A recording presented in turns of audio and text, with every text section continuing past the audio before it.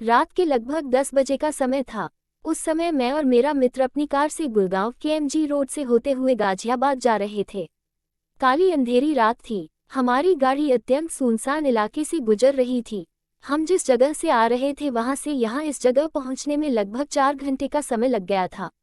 हमें मंजिल पर पहुंचने के लिए अभी 2 घंटे का सफर तय करना बाकी था। चलते चलते हमें भूख लग आई थी। हम दोनों मित्रों के मन में बस एक ही चाह थी कि कहीं रास्ते में कोई ढाबा दिख जाए ताकि खाना खा लिया जाए और कार के रेडिएटर में थोड़ा पानी भी डाल दें, क्योंकि गाड़ी का इंजन गर्म हो चला था।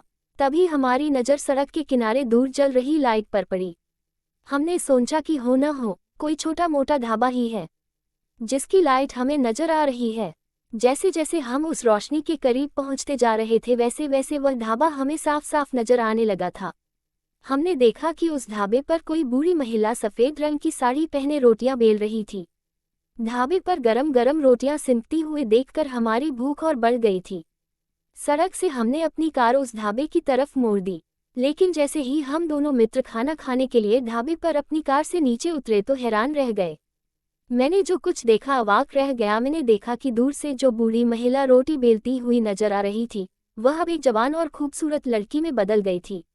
मैंने अपने मित्र को अपनी कोहनी मारते हुए धीरे से कहा, अरे अमिताभ भाई, जब हम इस लेडी को दूर से देख रहे थे तो ये बूढ़ी नजर आ रही थी, लेकिन पास आते ही वह बूढ़ी महिला खूबसूरत लड़की के रूप में कैसे बदल गई? कहीं ये लड़की कोई भूतनी वूतनी तो नहीं? मेरा मित्र मुझ पर नाराज होकर बोला कि क्या बिना सिर पैर की बातें करते हो, लगता है तुम आजकल हॉरर मूवी बहुत देखने लगे हो। फिर मेरा मित्र समझाते हुए मुझसे बोला, हो सकता है ये हमारी आंखों का भ्रम हो और यह भी तो हो सकता है कि पहले इसकी माँ रोटी सेक रही हो और उसकी यह बेटी रोटियां बेल रही हो। मेरा मित्र फिर मुझसे बोला, अरे रोटियां कोई भी बनाए, हमें तो केवल खाना खाने से मतलब है। लेकिन मेरे मन में शंका के भूत ने जन्म ले लिया था। हम लोग ढाबे की बेंच पर बैठ गए। वह रोटियां बनाती हुई लड़की हमें देखकर मुस्कुरा रही थी। मेरा मित्र उस लड़की का खूबसूरत रूप देखकर पागल हुआ जा रहा था। मैंने सोचा जब तक वह लड़की खाना लेकर आए तब तक अपने मित्र की कही हुई बात को चेक करता हूँ। यदि इसकी माँ ढाबे में होगी तो वह भी अंदर ही कहीं होगी। मैं हाथ धोने के बहाने से ढाबे के उस ओर आगे बढ़ गया जहाँ से ढाबे का पूरा भीतरी हिस्सा देखा जा सकता था। लेकिन जब ढाबे के अंदर की ओर दाएं बाएं अपनी गर्दन घुमाकर देखा तो कहीं भी उसकी मां नजर नहीं आई। अब मेरा माथा ठनका कि इस सुनसान इलाके में एक अकेली सुंदर लड़की ढाबा कैसे चला रही है। मैंने वापस आकर अपने मित्र को बताया कि ढाबे के अंदर कोई नहीं है, उसकी बूढ़ी माँ भी नहीं है। मेरी यह बात सुनकर मेरा दोस्त मुझे डांटने लगा कि तुम यहाँ इस ढाबे पर सीआईडी की तरह जांच पड़ताल करने आए हो या खाना खाने। इससे पहले कि मैं उससे कुछ कहता तभी उसके किसी मित्र का फोन आ गया। वह पूछ रहा था कि तुम लोग कहाँ हो। मेरे मित्र ने बताया कि हम लोग गुड़गांव के एमजी रोड पर हैं। जब उसने गुड़गांव के एमजी रोड का नाम सुना तो वह चौंका। उसने कहा कि इस रोड पर रात में गुजरना खतरे से खाली नहीं है। तुम अपनी गाड़ी से नीचे तो नहीं उतरे हो? इस पर मेरे मित्र ने कहा, हम लोग एक ढाबे पर रुके हुए हैं। तब उसके मित्र ने फोन पर फिर पूछा कि यह ढाबा कहाँ है। इस बार मेरे मित्र ने बताया कि हम दोनों मित्र एमजी रोड पर पुरानी ईंटों की भट्ठी के पास पीपल के पेड़ के नीचे एक ढाबा है, वहां खाना खाने के लिए रुके हैं। हमारे मित्र अमिताभ के अपने मित्र को फोन पर अपनी लोकेशन बताने के बाद उसने जो कुछ बताया वह चौंकाने वाला था। उसने बताया कि उस एमजी रोड पर कहीं भी ढाबा नहीं है। वहां ईंटों के भट्ठी के पास एक कब्रिस्तान अवश्य है जहां भूत भूतनियों के डरावने किस्से अक्सर सुने जाते हैं। मेरा मित्र यह सब सुनकर पसीने पसीने हो गया। उसे समझ में आ गया हम लोग इस समय किसी भूतिया स्थान पर हैं। उसने धीरे धीरे सारी बात मुझे बताई। मैंने अपने मित्र से कहा कि मैंने तुमसे पहले ही कहा था कि यहाँ कुछ दाल में काला है, लेकिन तुम तो उस भूतनी को आई लव यू बोलने को तैयार थे। हम दोनों मित्रों ने जान लिया कि अब आपस में बहस करके समय बर्बाद करने से कोई फायदा नहीं। कोई खतरा उत्पन्न हो उससे पहले ही यहाँ से भाग चलें। इससे पहले कि वह खूबसूरत भूतनी अपना भुता खाना लेकर हम तक पहुंचती, हम उठ खड़े हुए। रात के लगभग 10 बजे का समय था। उस समय मैं और मेरा मित्र अपनी कार से गुड़गांव के एमजी रोड से होते हुए गाजियाबाद जा रहे थे। काली अंधेरी रात थी। हमारी गाड़ी अत्यंत सुनसान इलाके से गुजर रही थी। हम जिस जगह से आ रहे थे वहां से यहाँ इस जगह पहुंचने में लगभग 4 घंटे का समय लग गया था।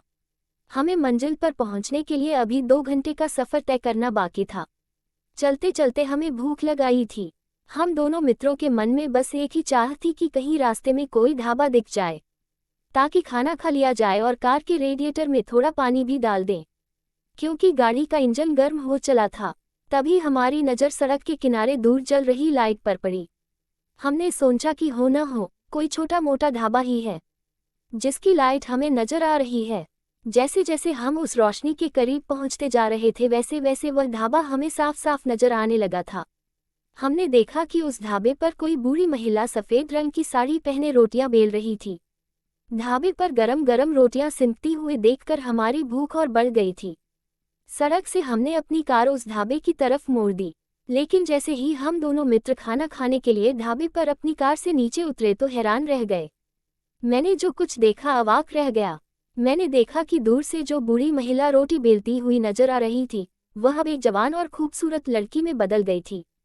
मैंने अपने मित्र को अपनी कोहनी मारते हुए धीरे से कहा, अरे अमिताभ भाई, जब हम इस लेडी को दूर से देख रहे थे तो ये बूढ़ी नजर आ रही थी, लेकिन पास आते ही वह बूढ़ी महिला खूबसूरत लड़की के रूप में कैसे बदल गई?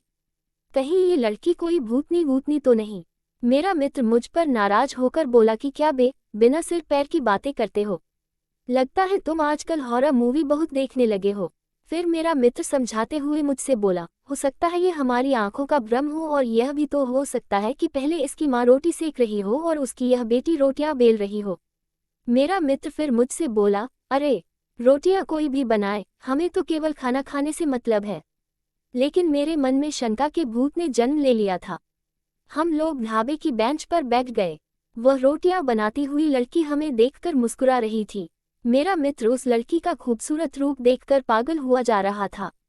मैंने सोचा जब तक वह लड़की खाना लेकर आए तब तक अपने मित्र की कही हुई बात को चेक करता हूँ। यदि इसकी माँ ढाबे में होगी तो वह भी अंदर ही कहीं होगी। मैं हाथ धोने के बहाने से ढाबे के उस ओर आगे बढ़ गया जहाँ से ढाबे का पूरा भीतरी हिस्सा देखा जा सकता था। लेकिन जब ढाबे के अंदर की ओर दाएं बाएं अपनी गर्दन घुमाकर देखा तो कहीं भी उसकी माँ नजर नहीं आई। अब मेरा माथा ठनका कि इस सुनसान इलाके में एक अकेली सुंदर लड़की ढाबा कैसे चला रही है। मैंने वापस आकर अपने मित्र को बताया कि ढाबे के अंदर कोई नहीं है, उसकी बूढ़ी माँ भी नहीं है।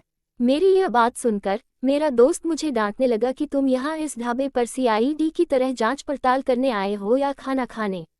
इससे पहले कि मैं उससे कुछ कहता तभी उसके किसी मित्र का फोन आ गया। वह पूछ रहा था कि तुम लोग कहाँ हो। मेरे मित्र ने बताया कि हम लोग गुड़गांव के एमजी रोड पर हैं। जब उसने गुड़गांव के एमजी रोड का नाम सुना तो वह चौंका। उसने कहा कि इस रोड पर रात में गुजरना खतरे से खाली नहीं है। तुम अपनी गाड़ी से नीचे तो नहीं उतरे हो? इस पर मेरे मित्र ने कहा, हम लोग एक ढाबे पर रुके हुए हैं। तब उसके मित्र ने फ़ोन पर फिर पूछा कि यह ढाबा कहाँ है। इस बार मेरे मित्र ने बताया कि हम दोनों मित्र एमजी रोड पर पुरानी ईंटों की भट्ठी के पास पीपल के पेड़ के नीचे एक ढाबा है, वहाँ खाना खाने के लिए रुके हैं।